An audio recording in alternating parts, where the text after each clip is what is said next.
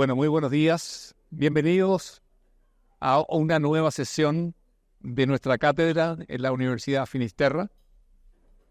Quiero dar un saludo especial al señor Juan Eduardo Vargas, vicerrector académico de la Universidad Finisterra. Quiero saludarlo a todos ustedes por estar acá presentes nuevamente en otra jornada de esta cátedra. Y, por supuesto, quiero dar la bienvenida a nuestros invitados tan destacados, además testigos de la historia y en gran medida también actores de la historia que hoy nos convoca en una semana compleja para Chile en el sentido de los recuerdos que despierta en relación también con lo que el país vivió y que tal vez a juicio de muchos sigue viviendo.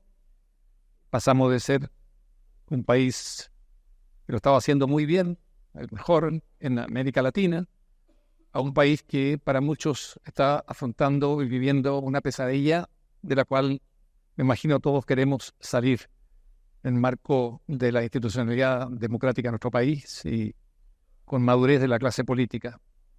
Quiero presentarlos a nuestros invitados de hoy, aunque yo sé que todos los conocen, pero no está mal recordar algunos elementos.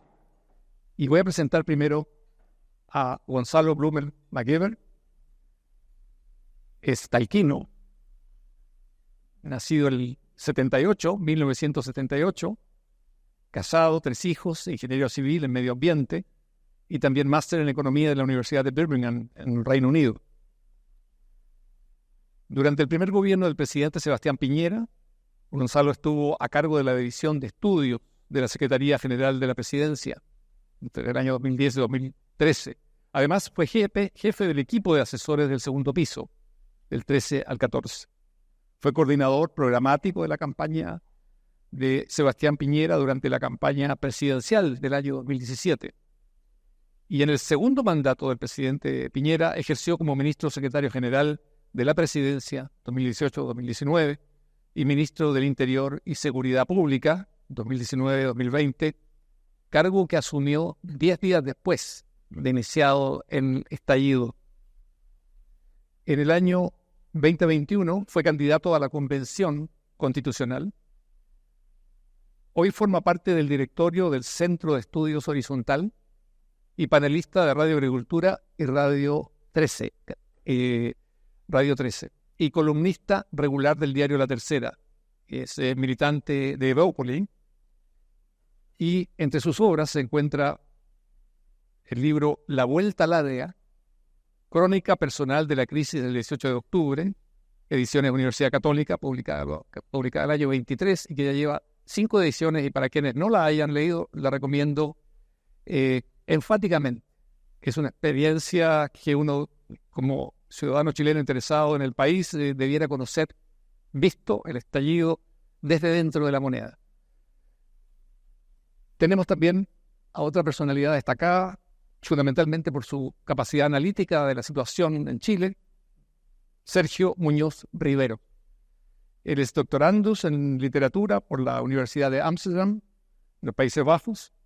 Fue académico de la Universidad de Utrecht, en los Países Bajos, y cursó estudios de posgrado en la Universidad Complutense de Madrid. Recibió el importante premio Alejandro Silva de la Fuente de la Academia Chilena de la Lengua en el año 2005. Ha sido columnista de diarios La Segunda y La Tercera. Hoy es colaborador del diario El Mercurio y columnista del diario digital Ex Ante. Sus libros recientes son Cuidemos este país, año 2017, un título que muestra una visión muy alerta y preocupada, desde luego, por lo que estábamos viendo en Chile. Cuidemos este país, 2017. La democracia necesita defensores, el año 2020. Estado de alerta, 2021. La democracia bajo asedio, 2023. Y a fines de este año, es un autor muy prolífico, presentará un nuevo libro, En busca de tierra firme, que también tiene un título muy sugerente. Bueno, bienvenido Gonzalo, bienvenido Sergio. Permítame una pregunta inicial para que nos ubiquemos un poco en aquel momento que queremos analizar. Sergio, ¿dónde te te encontró a ti? ¿O dónde estabas cuando empieza el estallido? Bueno, en primer lugar, buenos días a todos. Es un gusto estar aquí. Estuve exactamente hace un año acá, en octubre del año pasado. Y tengo que recordar que habíamos iniciado el diálogo con Roberto y se incorporó a la mesa que estaba por este lado el presidente Piñera, que asistió muy atentamente al diálogo que mantuvimos ese día.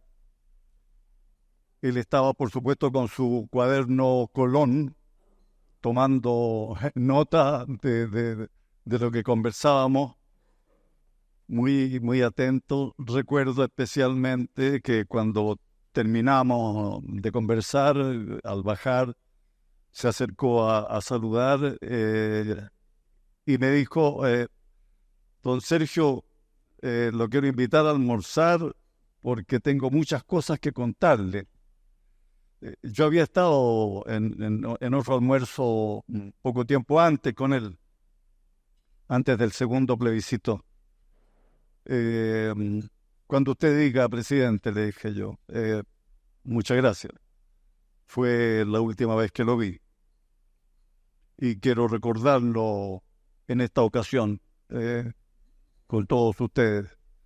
Creo que él ha ganado un lugar muy honroso en la democracia chilena.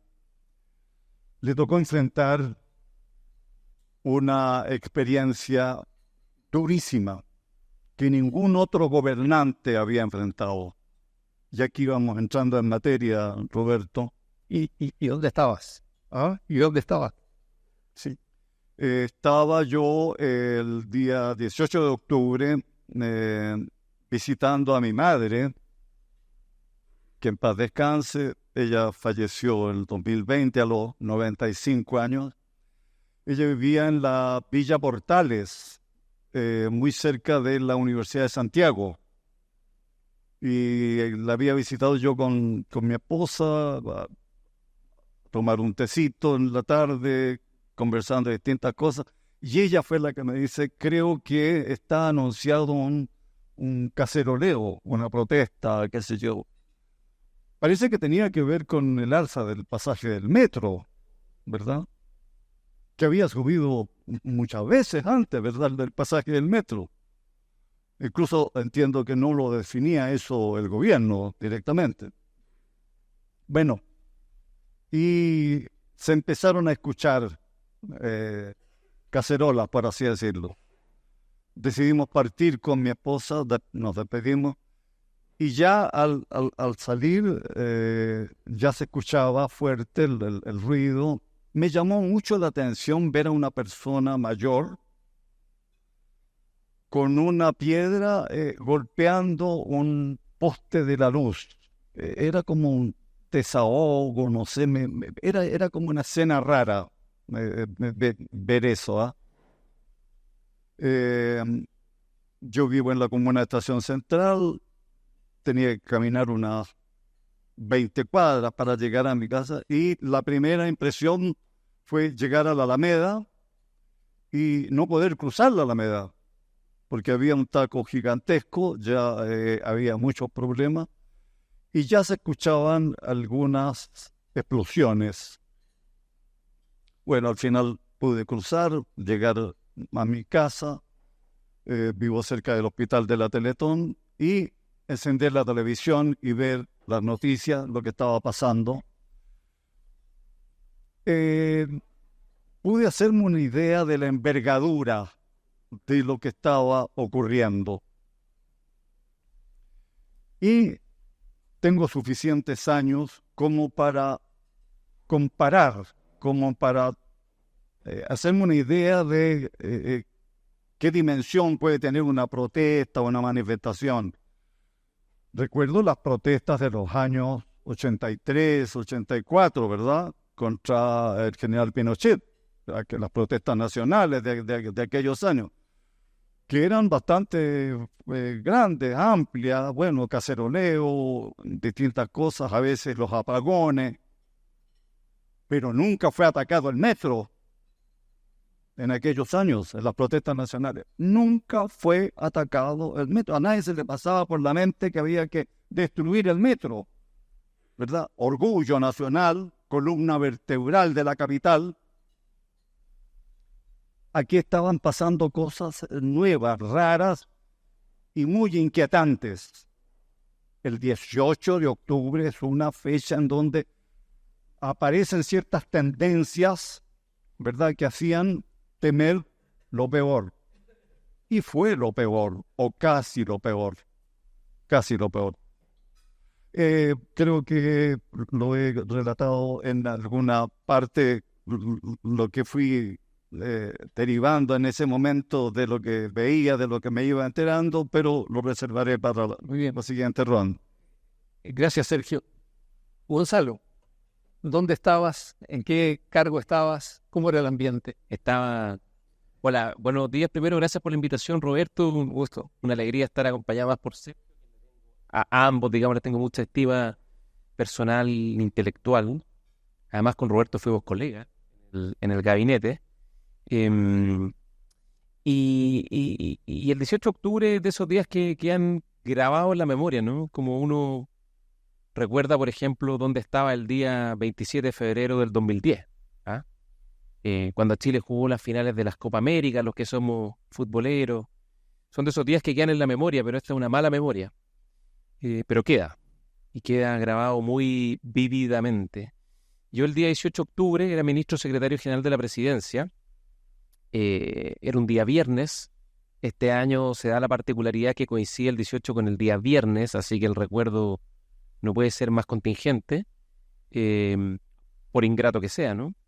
Y como ministro secretario general de la Presidencia, mi responsabilidad era en llevar la relación con el Parlamento y estar a cargo de impulsar la agenda legislativa y programática del gobierno del presidente Piñera.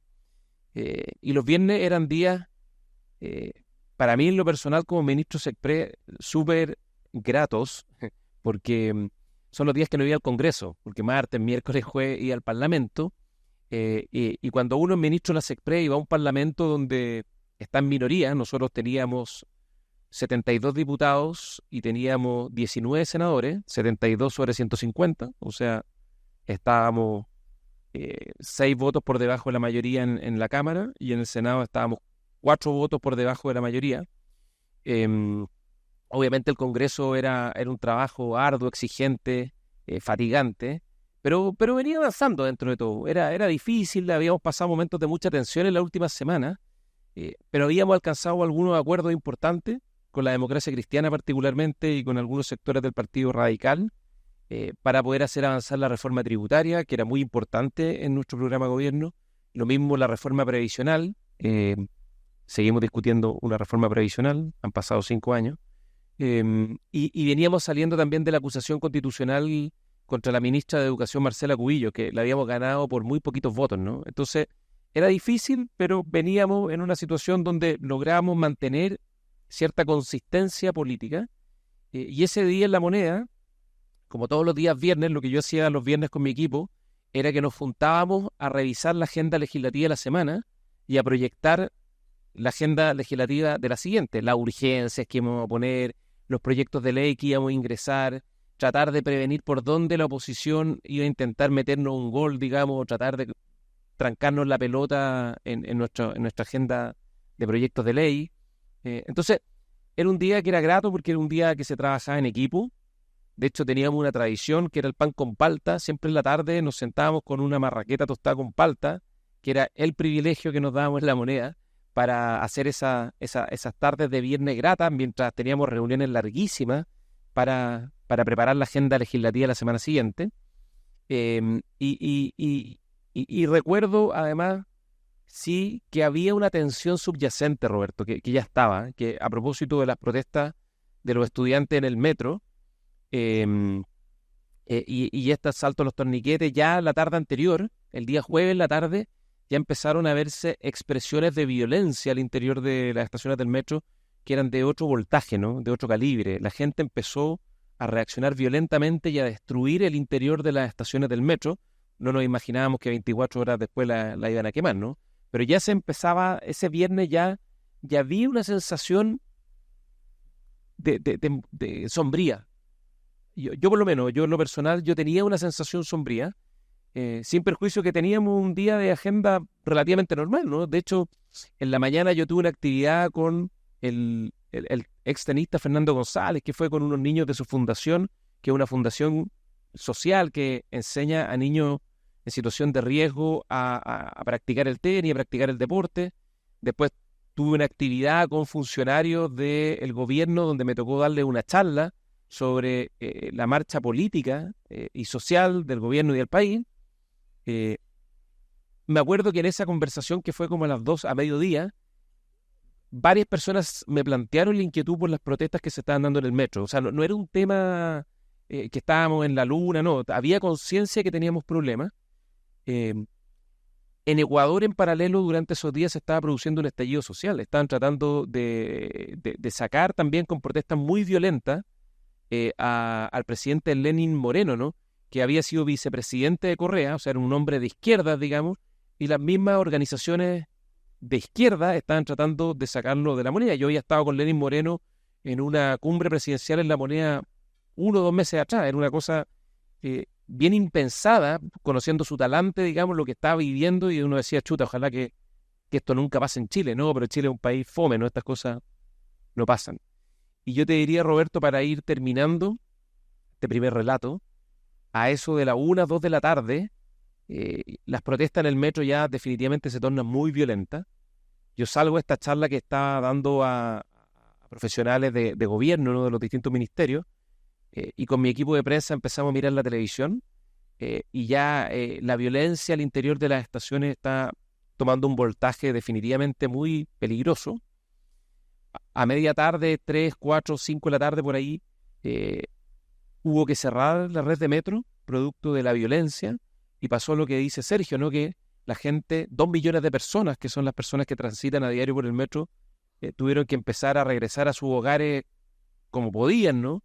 Caminando, a deo, gente que los llevaba voluntariamente, pero todo con mucha dificultad, causando mucha tensión.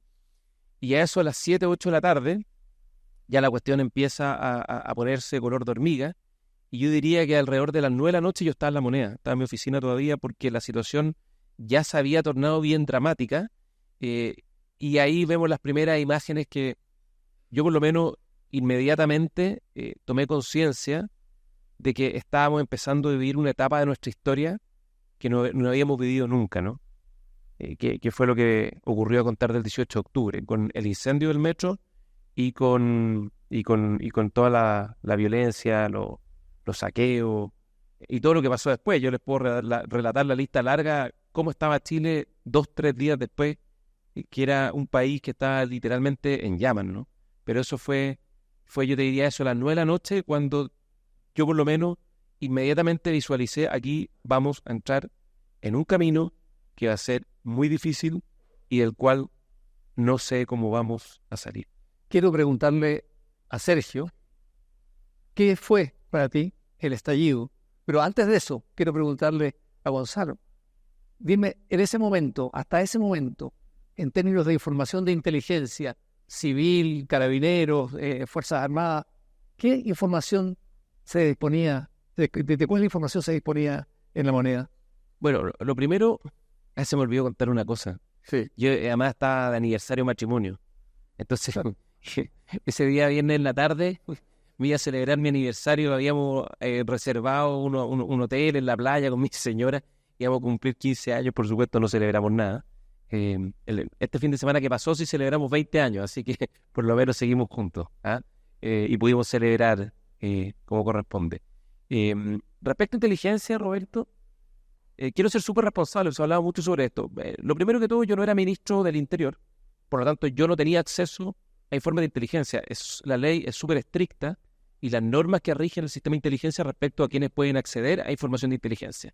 Y la información de inteligencia la recibe básicamente, dependiendo qué ámbito de la inteligencia sea, ¿no? Pero básicamente el presidente de la República, la autoridad del Interior, y el Ministerio de Defensa. No sé si la Cancillería tiene algún, pero por lo menos son las Fuerzas Armadas que proveen en el ámbito de la defensa y la seguridad exterior, y son las policías y la Agencia Nacional de Inteligencia la que provee de información a la autoridad responsable de la seguridad interior, Ministerio de Interior, Presidente de la República. Por lo tanto, yo no tuve a la vista en ese momento esos informes. Sí, por supuesto, pues me informé 10 días después cuando subo un interior, pregunté qué información había, y lo que había era básicamente nada, ¿no? Cuestiones muy generales. Me tocó ver un informe de la Agencia Nacional de Inteligencia que alertaba que podían producirse disturbios y situaciones muy difíciles en el metro, pero eso es lo mismo que nada, digamos, porque uno miraba Twitter y sabía que eso iba a pasar.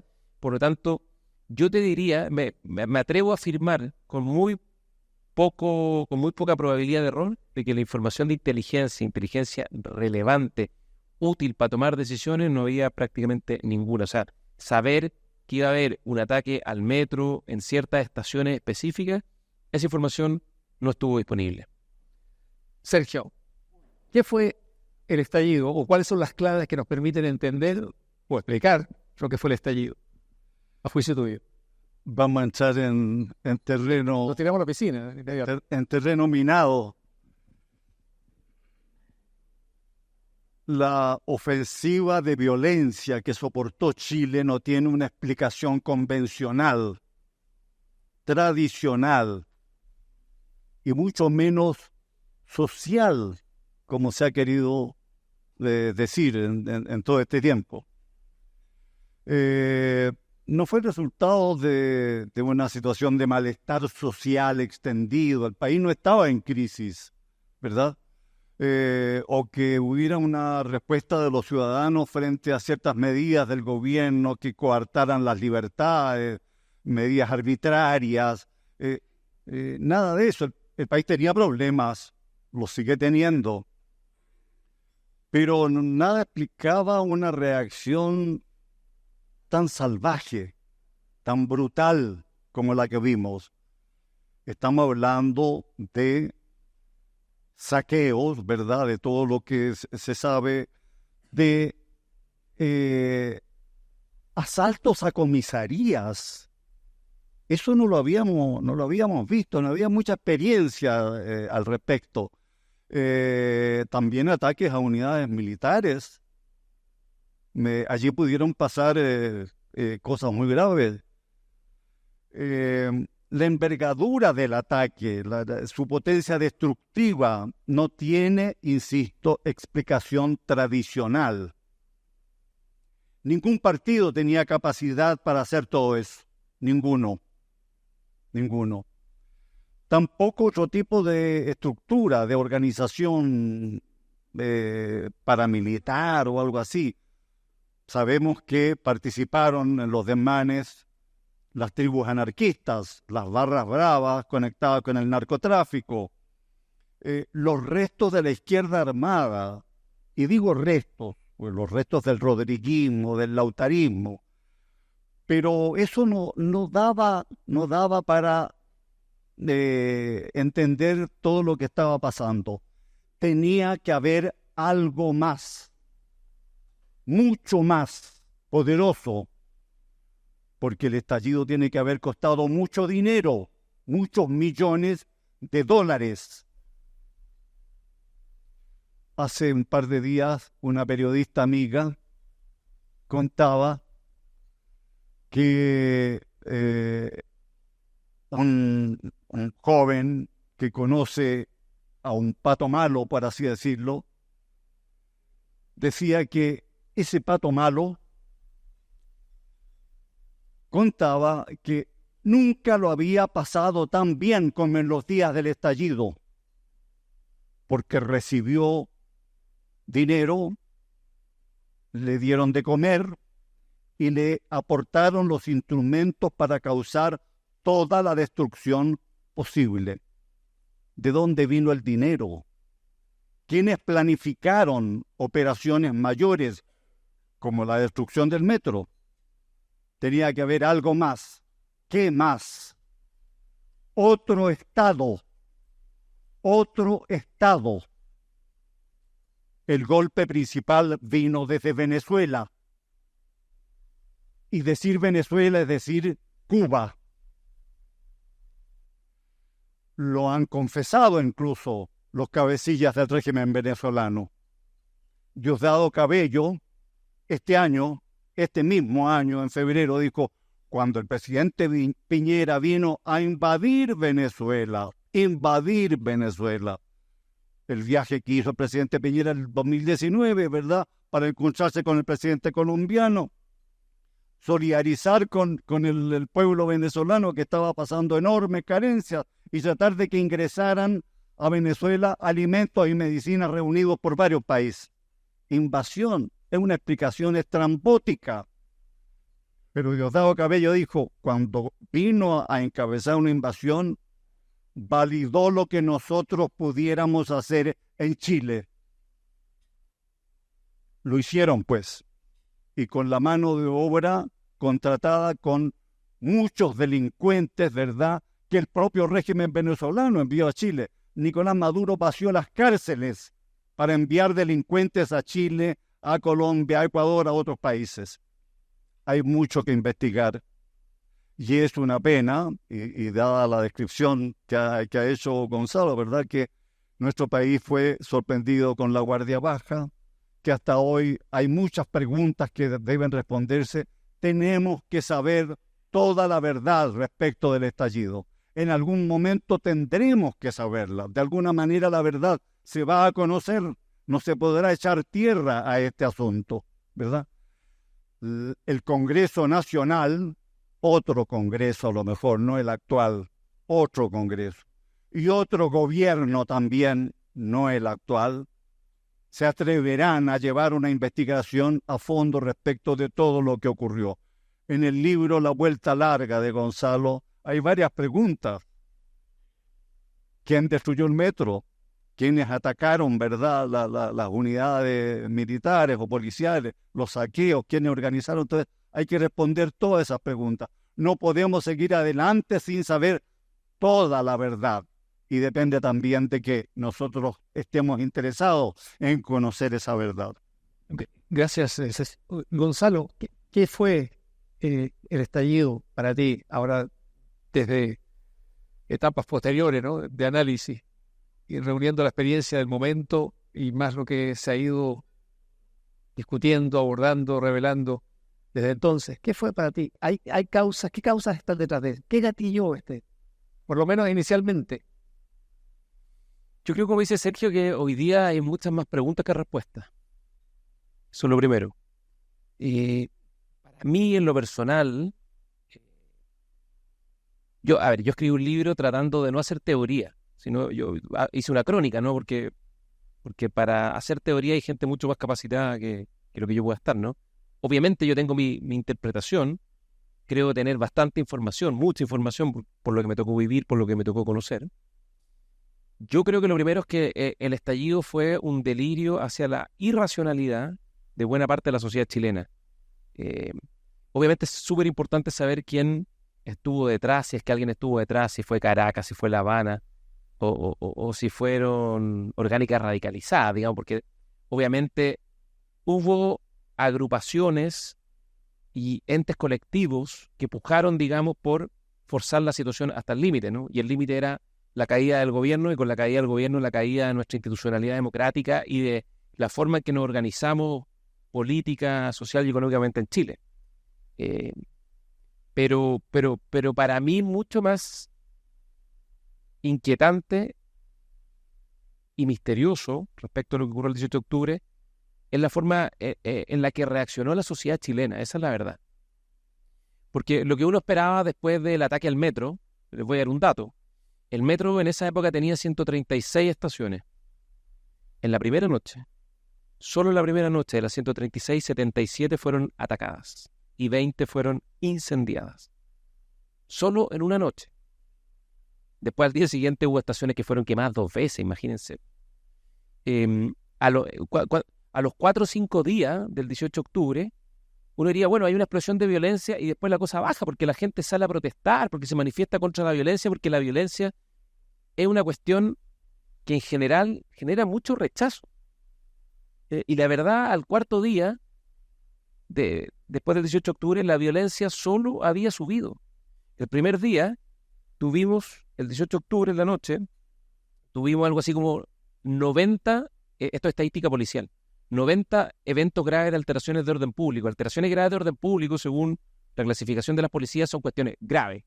No es pararse en la calle y cortar el tránsito. Es un ataque incendiario a una comisaría, es un saqueo, es un ataque con bombas molotov a funcionarios municipales, eso. Bueno, tuvimos 90. El segundo día, el día sábado 19, tuvimos 108 eventos graves. El domingo 20 tuvimos 350. El lunes 21 fue más tranquilo, tuvimos 255. Entonces, lo que les quiero decir es que efectivamente este fue un delirio irracional, como dice la izquierda, hacia las vías de hecho, hacia las vías de facto, ¿no? Que es básicamente el uso de la fuerza violenta para poder imponer ciertos términos. Esa es la verdad.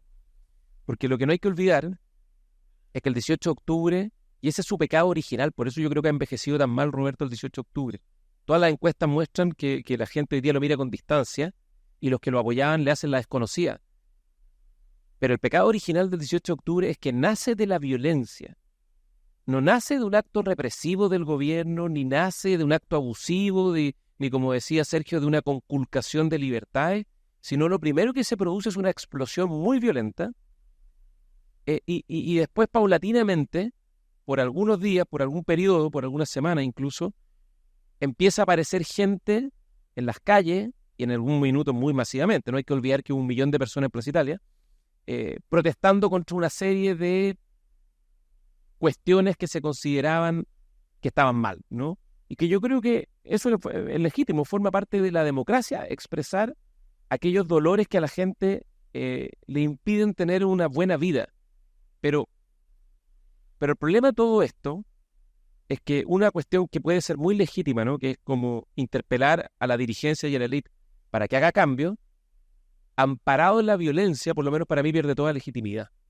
Porque la violencia revolucionaria particularmente, porque esto yo creo que fue una violencia que tuvo en algún momento una connotación revolucionaria, y así hay mucha gente que lo ha dicho, la violencia, el derecho al desacato, tiene un sentido, pero no cuando estamos en un régimen democrático, ¿no? Con separación de poderes, con libertad de expresión, con prensa libre. Chile era una democracia y sigue siendo una democracia, hoy día está un poquito golpeada, ¿no? Pero una democracia en forma. Entonces, aquí yo creo que finalmente lo que hubo, Roberto, es que se instrumentalizó por parte de ciertos sectores, particularmente una izquierda radicalizada, los dolores y malestares, más que el malestar, malestares que había en la sociedad chilena y que siempre habían estado presentes. Y la sociedad chilena nunca ha tenido resuelto todos sus problemas. No hay ninguna sociedad en el mundo que haya logrado resolver todos sus problemas. Ninguna. Ni las nórdicas, ni los anglosajones, ni los australianos que viven tan aislados y parecen vivir tan felices. Ninguna. Siempre hay dolores, siempre hay malestares. Pero lo que yo creo que hubo detrás de todo esto finalmente fue una instrumentalización de ciertos sectores para lograr ciertos propósitos. ¿Y cuáles eran esos propósitos? Echar abajo un gobierno para poder cambiar de cuajo la forma en que democráticamente nos fuimos organizando y dándonos un cierto sistema de convivencia que fue el que había regido los últimos 30 años y que bueno, un grupo de personas lamentablemente logró que esto hallara eco en una parte muy importante de la sociedad y por medio de la violencia y también por las vías del derecho, porque no solo fue, tú lo dijiste muy bien una vez, Sergio, fue como una operación tenaza, la violencia en las calles y el uso espurio de las herramientas institucionales como las acusaciones constitucionales, las querellas y en fin, todas las normas que están en nuestra constitución política que fueron usadas de manera muy espuria para interrumpir la continuidad de nuestro sistema democrático.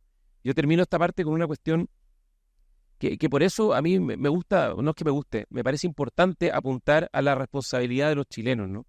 Porque lo que uno esperaba después del 18 de octubre era 1 millón de personas protestando contra la violencia y fue un poco lo contrario. Cuando uno mira las encuestas sobre el 18 de octubre, en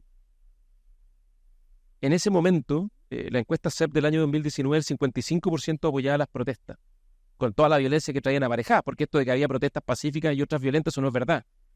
Había gente que era pacífica y había gente que era violenta en la misma protesta, digamos. No es que hubiera una protesta clase A y clase B.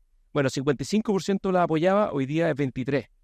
Y los que la rechazaban eran 11% y hoy día subió a 34%. Es decir, la misma gente que la apoyaba hoy día es una cosa propia de nuestra naturaleza. Le hace la desconocida, quizás con no poca vergüenza, producto de haber apoyado algo que en ese minuto puede haber parecido atractivo, pero el daño que causó y la falta de legitimidad y justificación hacen que hoy día yo creo que hayan perdido, en la gran mayoría de los chilenos, respaldo, porque la verdad, ahí no hay nada que respaldar. Sí, gracias, Gonzalo. Si uno abre este análisis al que estás planteando, uno puede ver de inmediato, ¿verdad?, que lo que ocurrió en Chile en ese momento culminó, yo diría, se fluyó hacia una acción que estuvo basada fundamentalmente en la violencia. Tú lo describiste muy bien. Pero inicialmente también lo manifiesta, y me parece muy interesante que aquí hay expectativas defraudadas también de la ciudadanía, inquietudes, malestares, todo eso. Perfecto.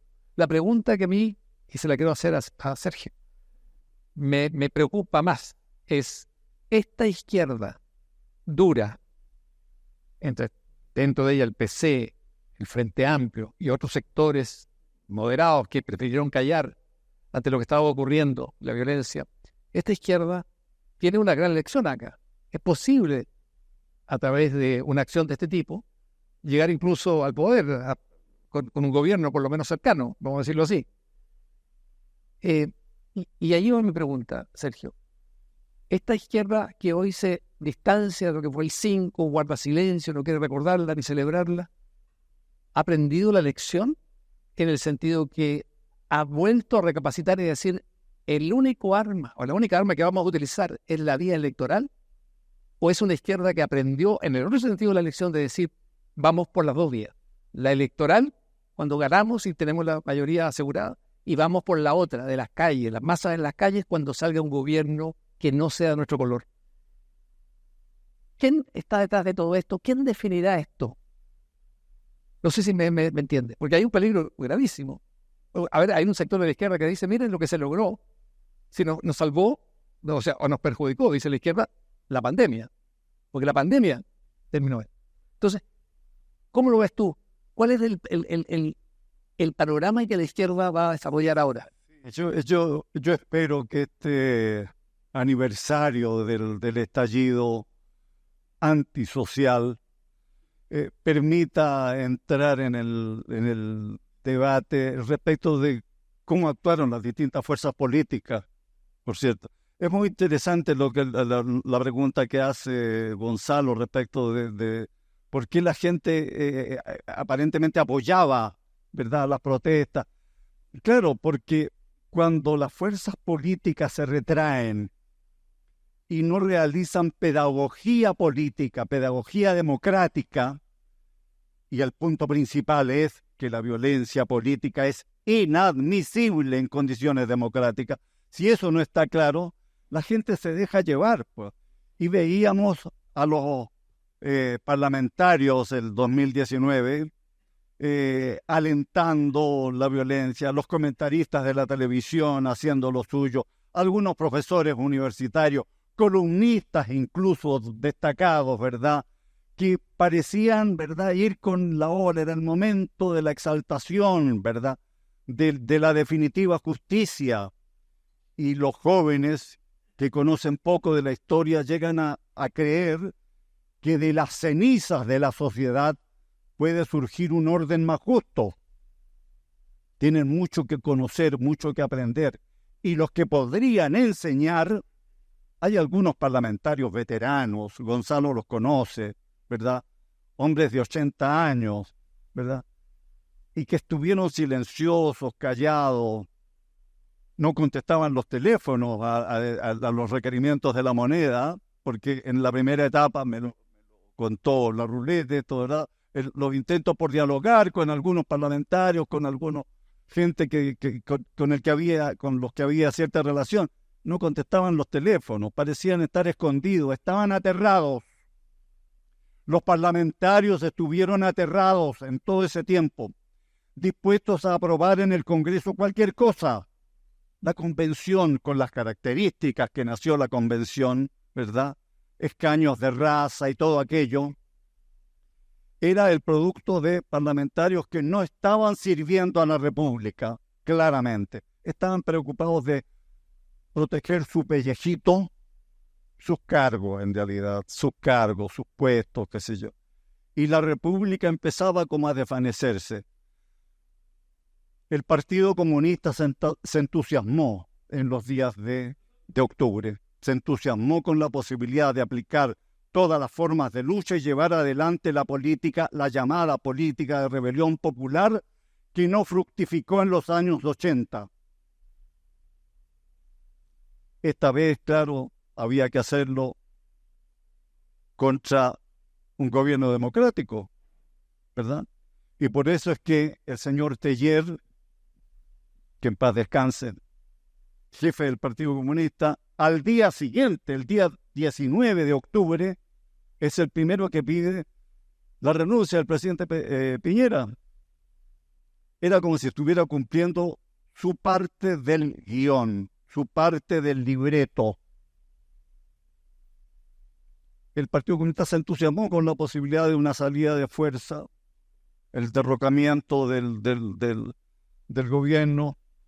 Me acaban de recomendar un libro de un historiador, Rolando Álvarez, en donde están detallados los planes de la rebelión popular del año 86, ¿ya?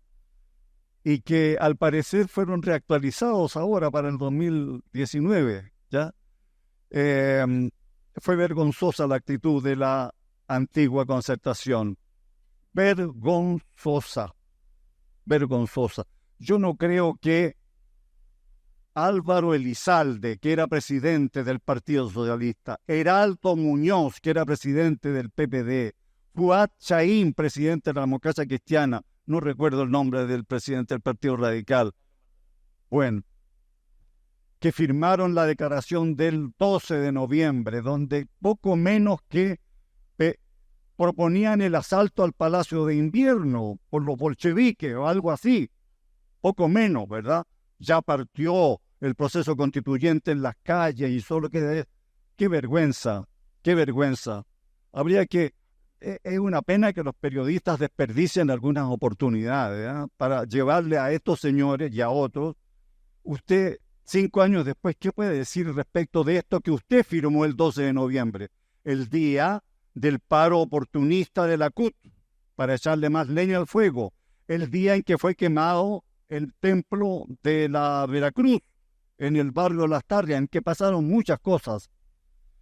Hay mucho que saber y hay mucho que responder, porque este país no podrá progresar, no podrá salir adelante si no se encaran las verdades incómodas, dolorosas, la complicidad con la barbarie, la complicidad con el delirio.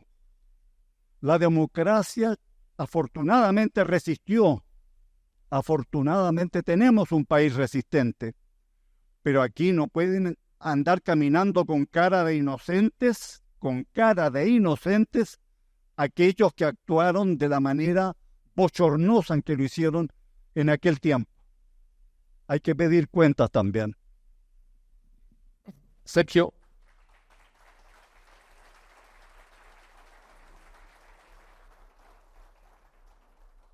Quiero volver al tema, a la pregunta, digamos, de cuál es el camino que en este momento se plantea la izquierda, fundamentalmente la comunista y del Frente Amplio. ¿Por qué?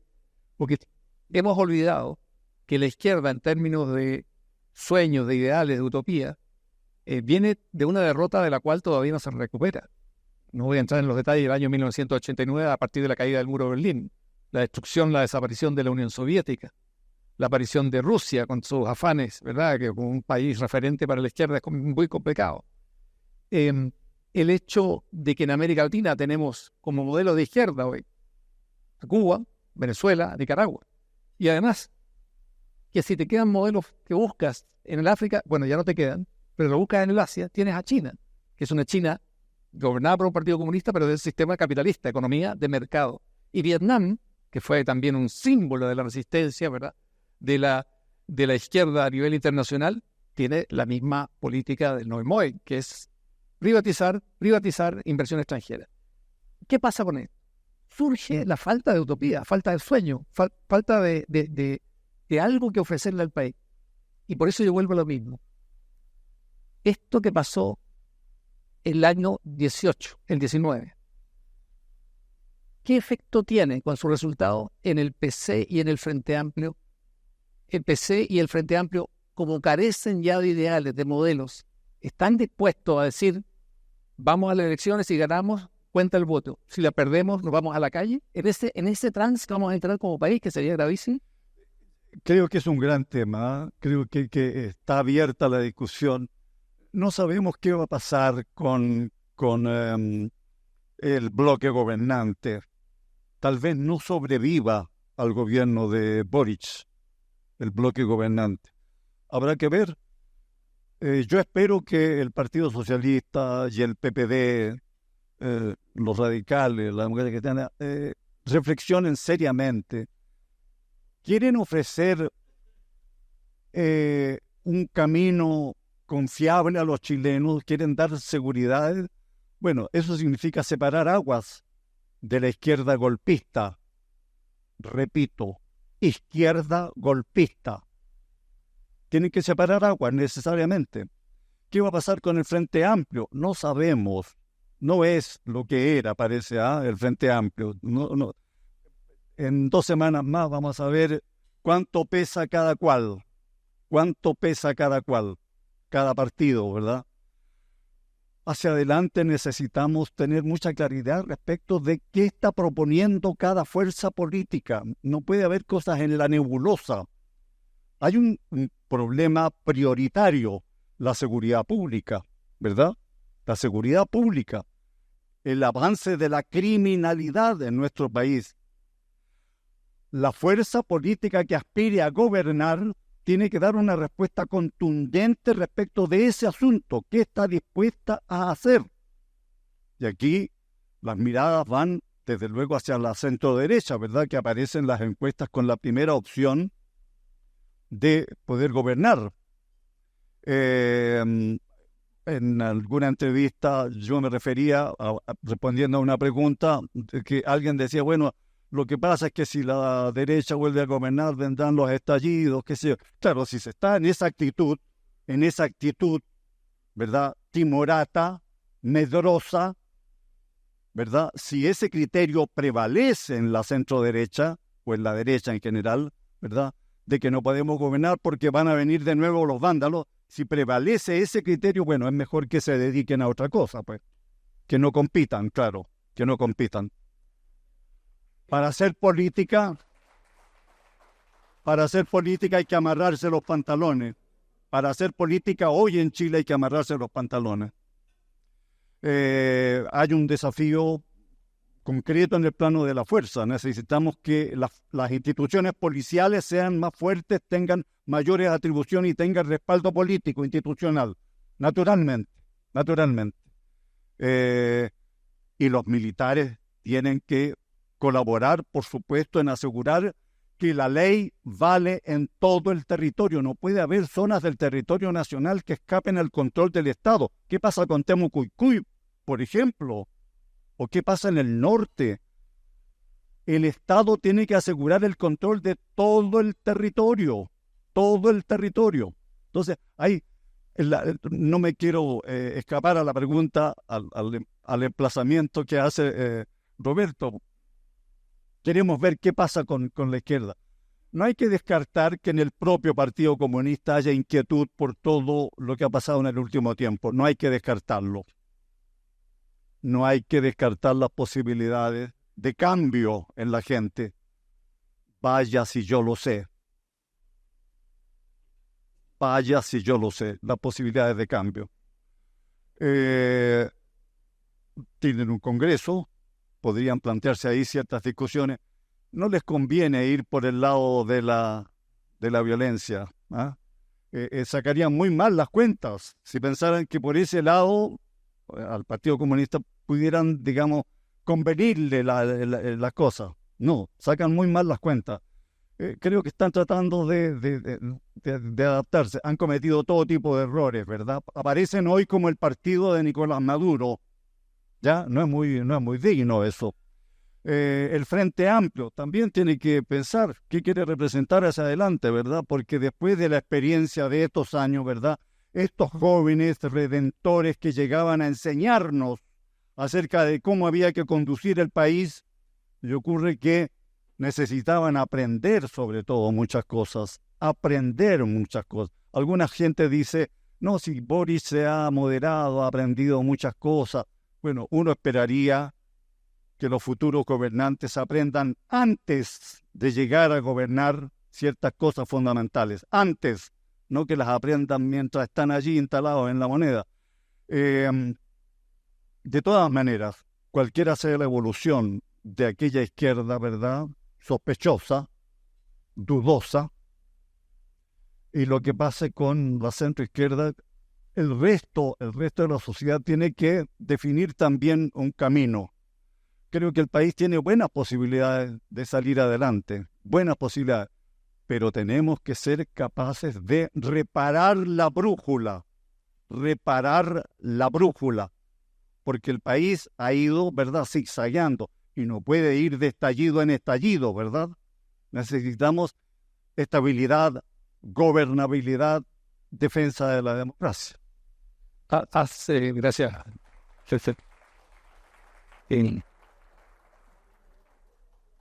Has mencionado, y también lo ha hecho Gonzalo, el tema de la oposición o las oposiciones que hoy existen en el país. Y la pregunta que surge de inmediato es, el hecho de que la primera opción siga apareciendo, digamos, como para alguien proveniente de la derecha, la centro-derecha, se debe a un manejo inteligente de la situación nacional y de ser capaces de ofrecerle a los chilenos una alternativa frente a lo que estamos viviendo y en forma convincente y coherente, o se debe más, y esta pregunta la dejo aquí, me gustaría mucho saber la opinión de ustedes, o se debe más a los errores, a las insuficiencias, a la falta de gestión, a la improvisación del actual gobierno. Por favor, sí, Gonzalo, después paso a ti la palabra. Oye, es que yo primero me quedé pensando mucho en algunas cosas que dijo Sergio respecto a la izquierda, ¿no? Yo creo que la centroizquierda es la gran interrogante del 18 de octubre, ¿no? Porque finalmente lo que se impugnó fue básicamente el legado de la concertación. Los 30 pesos y los 30 años, desde los 30 años eran como 25 de gobiernos de centroizquierda, ¿no? Desde la DC al PS, incluyendo 4 años con el Partido Comunista en la nueva mayoría. Y es verdad, se callaron, se avergonzaron, toleraron la violencia, en algunos casos hasta la celebraron. Y creo que no estuvieron a la altura de lo que uno esperaría de una coalición política muy respetable como lo ha sido la centroizquierda en Chile desde el 90 a la fecha.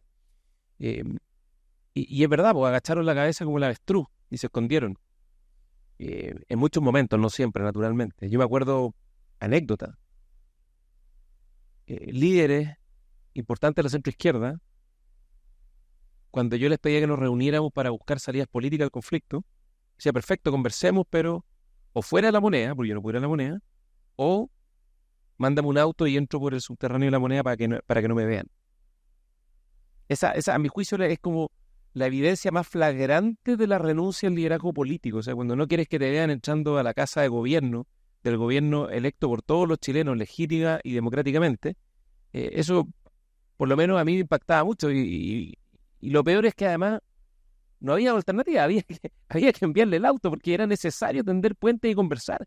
Porque si se quebraban los puentes de acuerdo, de diálogo, bueno, los que celebraban y los que eran más felices eran los violentistas, los radicalizados, los que querían la revolución. Entonces, en ese minuto, yo diría que el 18 de octubre, particularmente hasta el 15 de noviembre, si hay algo que caracteriza a la política en ese momento, es la renuncia a ejercer su rol mediador de los conflictos. Porque la política y la democracia básicamente su función principal es ser el mediador de los conflictos y de la violencia para poder tomar decisiones que guíen nuestro carácter colectivo, ¿no? Y permitan la cooperación social. Y por lo tanto, cuando uno dice, bueno, la izquierda renunció, hubo una izquierda que renunció a sus convicciones o que se escondió, hubo otra izquierda que fue derechamente antidemocrática, ¿no? Que lo que buscó fue echar abajo, echar a patar literalmente a un gobierno y quebrar la continuidad democrática. Y hay otra izquierda que probablemente, no sé si la han visto, la conocen, que está a la izquierda de la izquierda, que considera que el PC es amarillo, que el Frente Amplio son amarillos y burgueses. Hace poco estaba viendo un podcast, un video de hace un par de días atrás, que es una izquierda que algo dijo Sergio, ¿no? Son como los restos del rodriguismo, de la subversión izquierdista, radicalizada. Bueno, ellos miran ellos cuando dicen estallido social se enojan. Desde la derecha, cuando a veces uno dice estallido social, se enojan porque encuentran que como que le da una cierta connotación de legitimidad. Y no, desde esa izquierda dicen, no, que esto no fue estallido social, fue la forma en que la élite encapsuló esto, lo encapsuló para poder quitarle potencia y evitar lo que nosotros realmente estábamos haciendo, que era un levantamiento popular, que ellos le llaman el levantamiento popular de octubre, que, como dice Sergio, fue mucho más potente y poderoso que las jornadas del 82-83. Ellos lo reconocen. Ellos lo reconocen. Esto fue mucho más. Esto fue en todo Chile. Fue en cada ciudad, fue en cada pueblo. Fue con una violencia 1000 veces mayor. En el 82-83 había enfrentamientos gravísimos, pero nadie salía a quemar, saquear, bloquear carreteras, asaltar todas las cadenas de distribución, intentar tomarse el Palacio de la Moneda en reiteradas ocasiones e intentar tomarse el Congreso. Porque eso fue lo que se intentó. Entonces, ahí en la izquierda yo creo que cuesta proyectar qué es lo que va a pasar. Yo quiero creer, me gustaría, pero creo que es un poco voluntarista, pero quiero creer que la centroizquierda aprendió la lección. Pero el problema es que yo tiendo a creer también que la centroizquierda, la Concertación, ha perdido mucha fuerza. Hoy día la DC es una sombra de sí mismo, el Partido Radical es más bien parece ser una nota al pie de los libros de historia, y el PS, uno como que se queda con la sensación de que se mantiene esa duda, que era la misma duda del 2019, que era si mantener su proyecto político vinculado al centro, a la centroizquierda, o irse a la saga de los jóvenes idealistas del Frente Amplio y particularmente también del Partido Comunista. Y yo creo que esa indecisión sigue presente. En el caso de la centroderecha, aquí hay algo que es bien interesante, porque pareciera ser que la centroderecha tiene la primera posibilidad de gobernar. Y yo creo que esa es una tremenda oportunidad. Hay personas que ven en eso como un riesgo, un peligro, y dicen, no, ojalá que no, porque si ganamos, capaz que las cosas se pongan malas de nuevo. Entonces, yo estoy de acuerdo, vámonos para la casa, ¿para qué nos dedicamos a esto? Que la izquierda gobierne para siempre en Chile. O sea, a mí ese planteamiento francamente me parece indignante, porque es renunciar a la política. Y cuando uno renuncia a la política, renuncia a las ideas. Y cuando uno renuncia a las ideas, le entrega la idea al adversario, y esas ideas, por lo general, suelen ser ideas que no terminan bien. Entonces, me parece que es una oportunidad que hay que aprovechar, que hay que hacer las lecciones. Evidentemente, en buena medida, esa posición tan expectante responde a los problemas que tiene Chile, que son muy graves en este momento, y a los graves errores que ha cometido el gobierno, ¿no? De un país que hoy día tiene una gravísima crisis de seguridad pública, que no crece y que no hay un horizonte. Esa es la verdad, porque el principal problema de Chile hoy día es que no hay un horizonte de sentido, no hay un proyecto, no hay nada que convoque y una a los chilenos. Perdimos aquello que se llama el proyecto país, y eso es lo que hay que reconstruir. Entonces, desde ese punto de vista, ahí hay un desafío gigante, y ese desafío para la derecha, para la centro derecha, pasa fundamentalmente por volver a hacer política. No solamente hacer políticas públicas, que eso sabemos hacerlo, creo yo, sino hacer política. Y política es, como se ha dicho, liderar y convencer hacia dónde tiene que ser conducido este país por las vías democráticas. Un camino de progreso, un camino de seguridad y un camino donde todas las personas tengan chances razonables de vivir una buena vida. No es ni más ni menos que eso.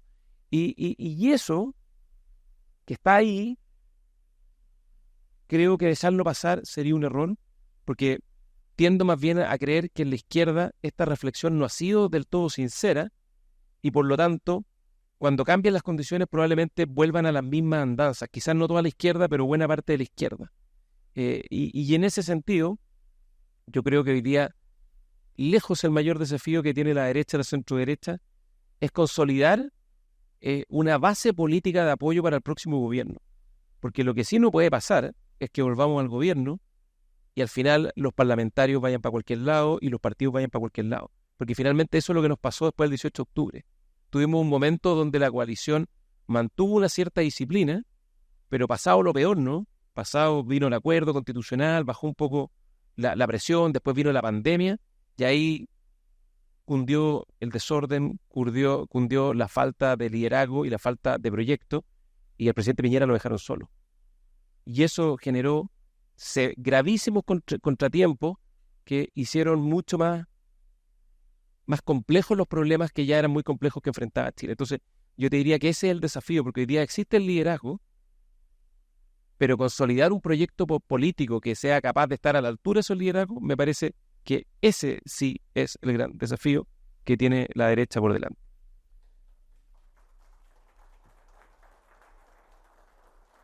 Quería mencionar que el término de la conversión, cuando se produce una conversión en una persona, lo que requiere es una explicación. Y si eres figura pública, requiere una explicación pública, sólida. Porque mientras tú no hagas esa conversión y la plantees en forma retórica, puede parecer simplemente un movimiento de tipo oportunista. Y yo les preguntaba a este tema, con respecto a la izquierda, si realmente aprendió la lección en términos democráticos, porque en el gobierno del presidente Boric lo que vemos son muchos cambios, lo hemos visto, pero sin explicación que corresponde a que vaya acompañada, porque tú ejerces el gobierno, porque tú eres la figura máxima del país y has hecho cambios ante todos, que son evidentes. Solamente en la medida que tú puedes articular y explicar las razones por las cuales sufriste esa conversión, y públicamente, se puede creer en que aquello sí significa un paso genuino de la persona. Yo, y por eso les hacía en la pregunta si se ha perdido la elección, tengo mis dudas porque no veo que esto esté articulado en forma clara. Quiero seguir después con el tema del proyecto de país, para ya que nos vayamos acercando al final. Pero antes de esto, quisiera plantear un tema, dejarlo sobre la mesa. Es indudable que en este país hay un temor frente a un partido que es el 5%, el Partido Comunista de Chile, pero está dentro de los sectores de centro, de derecha, está dentro de la izquierda, incluso más dura, Frente Amplio. Es un partido pequeño, con una experiencia internacional, sí, vieja, pero que además ya perdió todo su referente.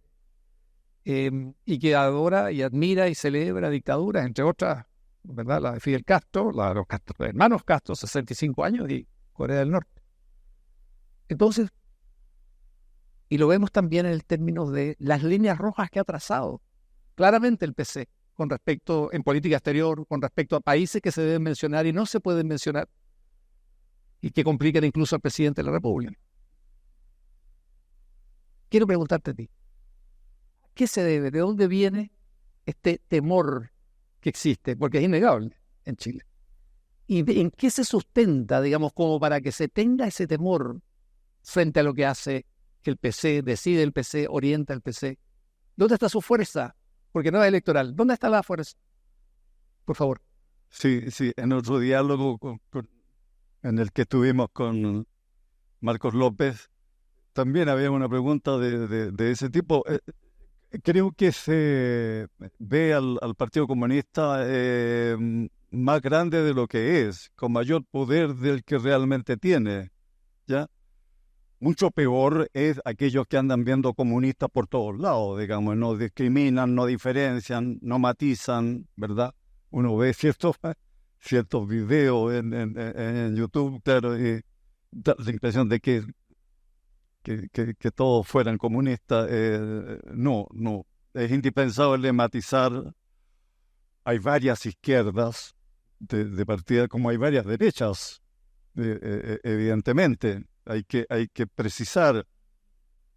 Pero el PC, que podría pensarse que debería ser después del derrumbe del comunismo en el mundo, ¿verdad? Del hundimiento de la Unión Soviética y los países sovietizados, que es un tema antiguo, claro, pasó en el año 89, 90, 91, pero ocurre que reapareció como problema en Chile, ¿verdad? Podría ser una fuerza bastante menos influyente si es que a la presidenta Bachelet no se le hubiera ocurrido incorporarlo al gobierno, ¿verdad? El gobierno de la nueva mayoría. Es curioso, el Partido Comunista volvió al Congreso, tú lo sabes, ¿verdad? Con ayuda de la Concertación. Claro, pudieron elegir sus primeros diputados con ayuda de los partidos de la Concertación. Luego incorporados al gobierno de la nueva mayoría y ahora con amplio poder en el actual gobierno del presidente Boric. Vamos a ver cuánto pesan realmente en la elección del 26 y 27, ¿verdad? De este mes. Yo creo que van a pagar ciertas cuentas también, ¿verdad? A propósito de los errores que han cometido. Ahora, recordaba a propósito de la pregunta de Roberto, porque el jefe del Partido Comunista, cuando se siente contra la pared, en problemas, ¿verdad? Apela al anticomunismo. ¿Qué diablo es el anticomunismo? Habría que decir uno, ¿verdad? Porque si se trata de oponerse a las ideas y a la práctica comunistas, es perfectamente legítimo, ¿verdad? Tengo el mayor respeto por quienes se opusieron a las dictaduras comunistas en Hungría, a la antigua Checoslovaquia, a Polonia, a la Unión Soviética, en fin. Me saco el sombrero ante Václav Havel, por ejemplo, Osvaldo Payá en Cuba, ¿verdad? Social cristiano, víctima de la represión de ese régimen. Otra cosa es discutir acerca de si el Partido Comunista puede participar como fuerza legal reconocida, ¿verdad?, en la competencia política. Esa es otra cosa. Y ahí tiene que haber normas muy claras, aplicables a todos, por supuesto, aplicables a todos. Por eso es que es tan importante que el compromiso democrático explícito de todas las fuerzas políticas esté muy claro para todo el mundo, para todos los ciudadanos. Tiene que haber compromiso claro de defender las reglas democráticas. Y la violencia es inadmisible, vuelvo a decirlo. Tengo esperanza sobre el país. Soy optimista porfiado. Winston Churchill decía que era una pérdida de tiempo ser pesimista, ¿ya? Una pérdida de tiempo. Creo que alguna razón tenía. Hemos pasado por hartas cosas en los últimos 5 años, muchísimas cosas, ¿verdad? Y en ciertos momentos el pesimismo fue muy profundo. Yo recuerdo conversaciones con muy diversa gente que decía, este país ya se jodió, no hay vuelta, estamos perdidos, qué sé yo. Pues no estábamos perdidos, ni se jodió y tenemos posibilidades de salir adelante. Lo siento verdaderamente así. El país tiene reservas, tiene capital humano, tiene experiencia, gran experiencia. A mí me impresiona, por ejemplo, leer la revista del campo y ver todo lo que ha significado el desarrollo de la agroindustria, por dar un ejemplo, ¿verdad? Todo el capital que hay ahí de conocimiento. El país puede, pero lo primero es la lealtad con la democracia. Y es cierto que allí no puede haber situaciones nebulosas, brumosas.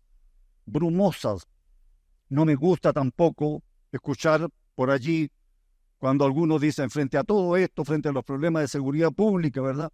Lo que corresponde es que los militares vuelvan al poder. De ninguna manera, por ningún motivo. La sociedad tiene que ser capaz de autogobernarse. Y tenemos que ser capaces de desarrollar la cultura democrática y por lo tanto el civismo, el sentido de comunidad, la protección de la república. Todo eso tenemos que ser capaces de desarrollarlo, ¿verdad? Y por cierto, necesitamos que el Estado democrático sea capaz de defenderse y de usar la fuerza cuando corresponde usar la fuerza. Soy optimista. Bien. Muchas gracias, Sergio. Quiero aprovechar estos últimos minutos que nos quedan y ahora sí voy a entregarle la palabra a ustedes para que compartan reflexiones. Voy a pasar a Gonzalo, después a Sergio, sobre lo que viene, el Chile que viene ahora. Está muy, muy encima, incluso la elección presidencial está encima. ¿Qué proyectos de país ven ustedes? ¿Por dónde avanza o puede avanzar el país? Me gustaría mucho que reflexionaran sobre esto como una despedida de nuestro público. Y mientras piensan en eso, yo quisiera mencionar algo que se mencionó acá. No quiero entrar en el tema profundamente, porque mi planteamiento al respecto es ya conocido, pero quiero recordar algo. Se ha afirmado mucho que el número de venezolanos que tenemos en el país se debe a la visita del presidente Piñera a territorio colombiano, invitado por el presidente de Colombia, en Cúcuta. Yo creo que es bueno, para no entrar en este tema que es de largo debate, recordar lo siguiente. Chile fue a Cúcuta, pero fíjense, Perú no fue a Cúcuta, decidió no ir a Cúcuta. Tiene 1.800.000, casi 2 millones de venezolanos en el territorio. Ecuador no fue a Cúcuta. Tiene más, siendo un país pequeño, que Chile. Brasil tampoco fue. Tiene más que Chile. Estados Unidos tampoco fue. Tiene más que Chile. España tampoco fue. Tiene más que Chile. ¿Y saben qué país fue? Sí fue, junto con Chile. Colombia, obviamente, estuvo allí porque tiene hoy más de 3 millones de venezolanos. Una cosa tremenda, imagínense. Fue Paraguay. ¿Sabes cuánta gente venezolanos viven hoy en Paraguay? 10.000. Si es que no son 9.000. Entonces hay que tener, yo diría, mucho cuidado con repetir cosas que se van estableciendo y que yo creo que es bueno dejarlas en claro. Porque el hecho de que nosotros hayamos atraído también a tantos, siendo un país muy lejano además, a tantos venezolanos y a tantos inmigrantes de otros países, se debe fundamentalmente a lo que ha sido el éxito, con sus luces y sus sombras, de Chile en los últimos, vamos a decir, decenios. Entonces es bueno tenerlo en cuenta. Voy a dejarlo hasta ahí porque yo sé que es un tema complejo, pero quisiera que lo tengan muy en cuenta. No da la suma para plantear esto. El factor principal que atraía y ha atraído y va a seguir atrayendo a extranjeros a nuestro país, mientras además el país no pueda garantizar sus fronteras de la forma en que debiera hacerlo, y que lo está haciendo hoy, tratando de hacerlo con mucha fuerza también la Unión Europea, es importante que lo tengamos en cuenta, y lo que ha traído a esta inmigración es el éxito, pese a la situación que para nosotros es catastrófica como chilenos, el éxito, lo que representa las posibilidades de progreso de la gente, de enviar remesas a sus países. Eso es bueno, creo que tenerlo en cuenta en esta hora. Por favor. Aló, sí. Dos notas al pie, que es súper interesante lo que plantean respecto a la autocrítica de la izquierda y al Partido Comunista. Más o menos lo mismo. Respecto a la autocrítica de la izquierda, la verdad no ha existido, esa es la verdad. Y la poca autocrítica o mínima autocrítica que ha habido, que ha sido la del presidente Boric, que ha hecho algunos comentarios, reflexiones en el funeral del presidente Piñera, ahora también recién a propósito de las acusaciones constitucionales, dijo algo así como, están haciendo lo mismo que hicimos nosotros. Fue bastante sincero en reconocer lo que significa esto de usar estos instrumentos de mala manera. El problema que tiene, yo creo que son dos. Uno, que es una autocrítica, en primer lugar, muy poco explicada, como decías tú, Roberto, y al no ser explicada y no explicitar cuáles son las razones por las cuales ellos cambiaron de posición, entonces es poco creíble, y lo que uno cree más bien es que es una cuestión oportunista. Eso es lo primero. Y entonces, yo creo que esto va a ser como el mito de Sísifo. Van a estar permanentemente cargando la roca de las explicaciones hacia arriba y cuando estén por llegar arriba se les va a caer para abajo y van a tener que... Porque ya llega a ser como ridículo y agotador, pero sigue siendo necesario. Porque hasta que no den una explicación por la forma vergonzosa en que se comportaron, hay que seguir pidiéndoselas, como dijo Sergio. Porque lo que pasó fue muy grave, entonces eso es lo primero. Y adicionalmente, salvo deslices del presidente Boric, algo dijo la presidenta del PS, nadie más en la centroizquierda o la izquierda ha hecho una reflexión mínimamente relevante.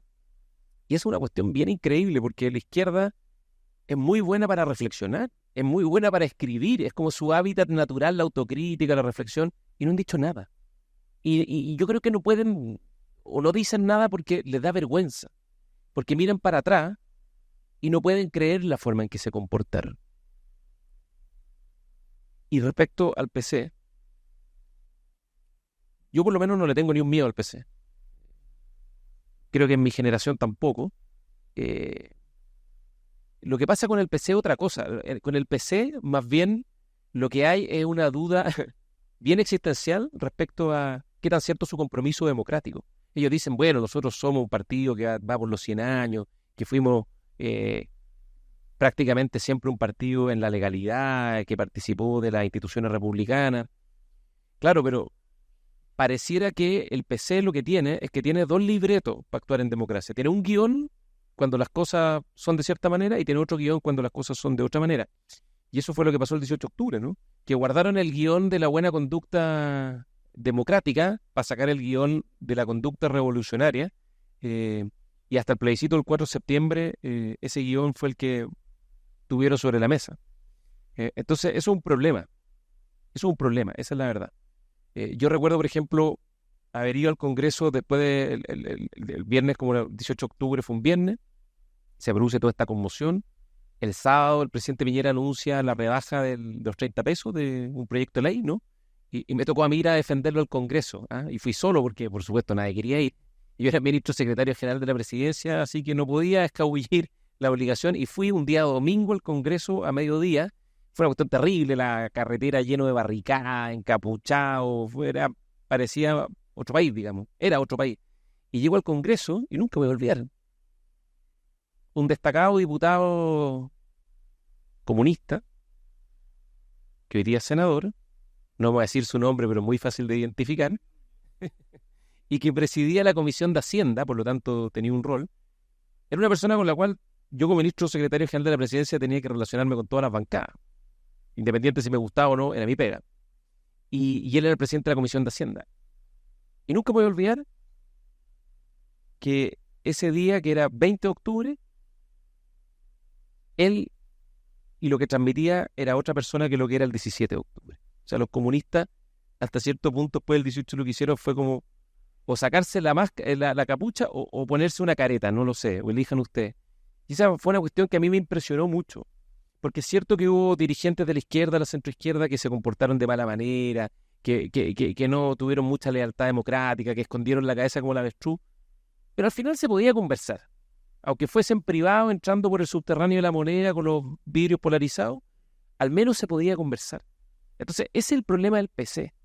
Y por eso el PC hoy día está tan complicado, porque además lo de Venezuela, a quien ellos han apoyado permanentemente, ratifica esa sospecha que uno tiene. Ahora, ¿qué se hace con estos alumnos irreductibles del curso? Yo estoy con Sergio que caer en este anticomunismo irracional no sirve de nada, todo lo contrario, los victimiza. Y a veces eso les ayuda a ellos a posicionarse y posicionar su discurso político. Yo lo que creo que hay que hacer, y estoy convencido de eso, porque además el PC es una anomalía histórica, ¿no? Porque en el mundo desarrollado ninguna democracia tiene partido comunista de tan buena salud, aunque sea chico el chileno, pero que goce tan buena salud como el chileno, son parte de los libros de historia. Países desarrollados, dije, en democracia avanzada, no Nicaragua, no Venezuela, no Cuba. Entonces, lo que yo creo que hay que hacer frente a esto es enfrentarlo políticamente. Políticamente. El PC lo que quería el 18 de octubre era que el gobierno del presidente Piñera enfrentara las protestas por medio de las armas, con un baño de sangre. Eso quería el PC. Ese fue su objetivo. Y no lo lograron. Y no lo lograron porque, bien, mal, con luces y con sombras, se logró construir una salida política que paulatinamente fue ayudando a enderezar las cosas, que fue súper difícil, yo eso no lo niego, que significó muchísimo riesgo, ¿no? Muchísimo riesgo, estuvimos al borde del abismo mucho tiempo, pero logramos salir adelante. Logramos salir adelante pacíficamente, institucionalmente, democráticamente, evitando un enfrentamiento violento que hubiera generado, primero, un trauma en nuestra convivencia y a nuestro sector, a la derecha, a mi sector, la centro derecha, a la derecha, le hubiera generado una carga política de legitimidad feroz para enfrentar al comunismo chileno. Y les ganamos. Y les ganamos haciendo política democráticamente, con un lápiz y un papel, y no amparados en el uso de la fuerza militar, que era lo que quería el PC. Porque ellos se restaron del acuerdo el 15 de noviembre porque sabían, y lo han dicho posteriormente, porque sabían que era el fin del levantamiento popular, como ellos le llamaban. Y los derrotamos democráticamente, y eso nos permite hoy día, a la vuelta de la esquina, la próxima semana y el próximo año, si hacemos las cosas bien, la suerte no está jugada, poder volver a representar a los chilenos desde el Parlamento, desde el gobierno con mayoría. Y es una cuestión que es muy valiosa, que ha sido difícil de comprender, pero creo que con el paso del tiempo se ha ido comprendiendo. Y por lo tanto, no hay que nunca, creo yo, caer en lo mismo que cae parte de la izquierda chilena, que es abandonar las convicciones democráticas para derrotar a nuestros adversarios, aun cuando ellos nos vean como enemigos. Nosotros no tenemos que tratarlos como enemigos, sí como adversarios políticos y derrotarlos políticamente. Y respecto al proyecto político, Roberto, yo creo que el proyecto político que tiene que representar la derecha, la centro derecha, el mundo de centro, en ese sentido, creo que la votación de ayer, más allá de las disquisiciones jurídicas, da cuenta de que hay una cierta masa política de centro, centro derecha y derecha que puede actuar políticamente con coherencia, con solvencia. Lo que tiene que hacer, creo yo, es volver como a la base, ¿no? ¿Qué es lo que es un país? Un país que se considera expectable. Es un país que crece, que crea oportunidades para sus ciudadanos. Es un país seguro, donde uno puede salir a la calle sin temor de que no va a volver en la noche. Y es un país que en esencia le da chances razonables a todos los ciudadanos de poder vivir una buena vida. Y hacerse cargo de esos tres desafíos, me parece, por lo menos para mí, que si uno lo hace haciendo política, haciendo buena política, tratando de domesticar los egos, además que es algo muy difícil, y estando dispuestos también a estar muy atentos a escuchar los dolores que tiene la gente, porque la gente, y eso también lo quiero dejar como mensaje final, sí habían dolores y sí hay dolores que justifican un levantamiento popular, una revuelta, como decía la izquierda, que justifican la violencia por ningún motivo, pero sí habían y siempre van a existir, siempre van a existir. Las democracias nunca se terminan de construir. Es un proceso paulatino donde el segundo piso lo ponemos después del primer piso, no derrumbando el primer piso. Afirmamos el primer piso y hacemos el segundo piso y corregimos lo que hay que corregir. Y esos tres elementos, esos tres objetivos, y hacerse cargo de dar expectativas de una buena vida a todos los chilenos, es el desafío que es más necesario que nunca, especialmente pensando en la clase media, que sigue mirando su vida. Hoy día miren las encuestas, mírenlas con atención. Las mira con temor y con mucha frustración por lo que pasó. Y ese temor y esa frustración hay que irlos conduciendo hacia un proyecto país que nos dé esperanza. Muchas gracias, Gonzalo. Sergio, ¿querías agregar algo? ¿Andy? Sí, 5 años, ¿verdad?, de aquello que vivimos. Creo que van quedando algunas lecciones, algunas enseñanzas que debemos explicitar. El país ha aprendido ciertas cosas básicas. No podemos conciliar con la barbarie, con la irracionalidad. Es un aprendizaje esencial, fundamental. No podemos abrirle la puerta, ¿verdad?, al delirio. Es importante defender la racionalidad en nuestra convivencia, porque eso es lo que permite proteger las libertades. Ese es el núcleo de nuestra convivencia. Una herencia tóxica del 18 de octubre fue el miedo, expresado en múltiples formas. Da para muchos estudios eso, ¿verdad? Tenemos que derrotar el miedo. Tenemos que derrotar el miedo, ¿verdad? Porque eso nos frena, nos paraliza. Para poder progresar tenemos que tener una sociedad que confíe en sí misma, que tenga energía, ¿verdad?, para desplegarla plenamente en todos los ámbitos. Necesitamos estabilidad, orden público, compromiso democrático. Aquí ha sido, ¿verdad?, ampliamente desarrollado este asunto. No puede haber ninguna fuerza política que tome una parte de la legalidad y le dé la espalda al resto. No puede ser así no funciona, ¿verdad? Nos comprometemos con el orden democrático. Enseguida, crecimiento económico. Naturalmente es una gran tarea, pero necesitamos que los frutos del crecimiento lleguen a todos. Cohesión social. Necesitamos una sociedad más integrada, ¿verdad? Ofrecer oportunidades a quienes no las tienen, y el país retrocedió. La pobreza aumentó, la marginalidad aumentó. Hay necesidades urgentes que atender, ¿verdad? La atención de salud es un gran problema en nuestro país. La atención de salud de la red pública, ¿verdad? Y ahí hay tareas no cumplidas, de responsabilidades no asumidas. Es un gran desafío nacional. La educación pública, hay ahí un retroceso inmenso. Malas reformas, bueno, son muchos los factores. Pero ocurre que allí se está formando la nueva generación. Tenemos que dar prioridad a la educación escolar y preescolar. No es el CAE, por supuesto, la prioridad en este momento, la condonación del CAE, ¿verdad? Más del 30% del mercado laboral, de la gente que está trabajando, más del 30% no tiene contrato de trabajo. Por lo tanto, no tiene cotizaciones de salud, no tiene seguridad pública, seguridad social. Seguridad social. Ese es un problemazo social, ¿verdad?, que tenemos que enfrentar. No podemos mirar hacia el lado, digamos, cerrar los ojos frente a eso. Hay necesidades que atender. Por eso es que es tan importante que la brújula esté funcionando bien, indicando bien el norte. El país puede progresar, tiene amplias posibilidades de progresar sólidamente. Desarrollo humano significa eso. Desarrollo humano, no solo crecimiento, desarrollo humano. Y hay formas de medir el desarrollo humano. Tenemos que preocuparnos de los sectores vulnerables, los sectores que se quedan atrás. Necesitamos cohesionar más a la nación chilena, a la República Bicentenaria. Insisto, contra toda evidencia, soy optimista, como creo que también lo es Gonzalo, también Roberto y la mayoría de los que estamos acá. Ha sido un gusto compartir con ustedes.